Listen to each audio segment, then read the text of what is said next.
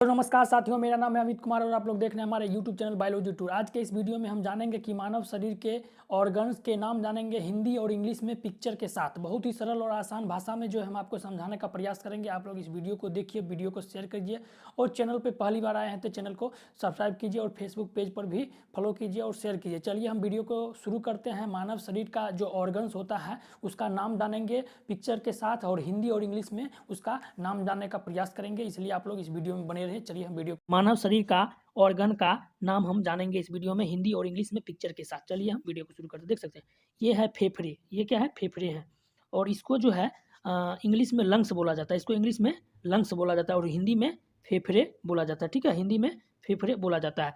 अब हम बात करते हैं ये पार्ट्स को। इस पार्ट को जो है जिगर, हिंदी में जिगर बोला जाता है और इंग्लिश में लीवर बोला जाता है। आप लोग तो जनरली इस शब्द को यूज करते ही होंगे, तो हिंदी में लीवर को ही जिगर बोला जाता है। ठीक है, अब हम बात करते हैं हार्ट यानी हृदय यानी दिल।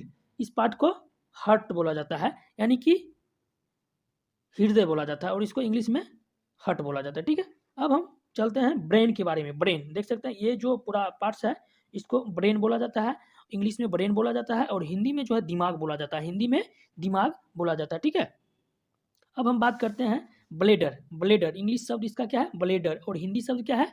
मूत्राशय। मूत्राशय हिंदी शब्द है। ठीक है, अब हम बात करते हैं किडनी। किडनी जो कि मानव शरीर में दो किडनी होते हैं, दो किडनी होते हैं। ठीक है, और इसको हिंदी में बोले जाते हैं गुद्दे। हिंदी में बोले जाता है गुद्दे। ठीक है, अब हम चलते हैं अगले पार्ट पर। ठीक है,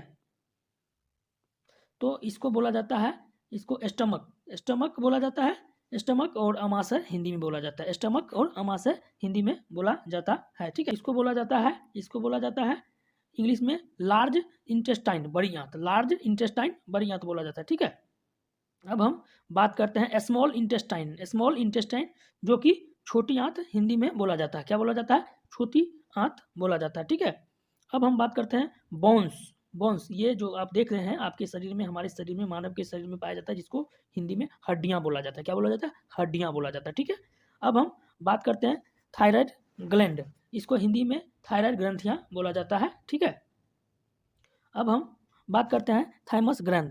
थाइमस ग्लैंड को हिंदी में थाइमस ग्रंथि बोला जाता है। थाइमस ग्रंथि और इंग्लिश में थाइमस ग्लैंड बोला जाता है। ठीक है, अब हम चलते हैं शकल। इसको इंग्लिश में शकल बोला जाता है और हिंदी में खोपड़ी बोला जाता है। इसको हिंदी में खोपड़ी बोला जाता है। ठीक है, अब हम इसको इंग्लिश में स्केलेटन बोला जाता है और हिंदी में कंकाल बोला जाता है। इंग्लिश में स्केलेटन बोला जाता है और हिंदी में कंकाल बोला जाता है। ठीक है, इस पूरे पार्ट को। ठीक है, अब हम अगले पार्ट पर चलते हैं। ठीक है, तो उस इसको बोला जाता है विंस। जो शरीर में नसें पाए जाता है, नसें, तो उसको इंग्लिश में वेंस बोला जाता है और हिंदी में नसें बोला जाता है। हिंदी में नसें बोला जाता है और इंग्लिश में वेंस बोला जाता है। ठीक है, अब हम अगले पार्ट पर चलते हैं।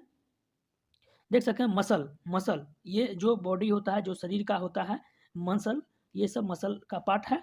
ये सब मसल का पार्ट है और हिंदी में मांसपेशियां बोला जाता है। हिंदी में मांसपेशियां बोला जाता है। ठीक है, अब हम बात करते हैं पेनक्रियाज, जिसे हिंदी में अग्नाशय बोला जाता है। पेनक्रियाज को हिंदी में अग्नाशय बोला जाता है। अग्नाशय बोला जाता है। ठीक है, अब हम बात करते हैं स्प्लीन। स्प्लीन इंग्लिश में इसको स्प्लीन बोला जाता है और हिंदी में तीली बोला जाता है। क्या बोला जाता है? तीली बोला जाता है। ठीक है, अब हम बात करते हैं धमनियाँ। बात करते हैं धमनियाँ।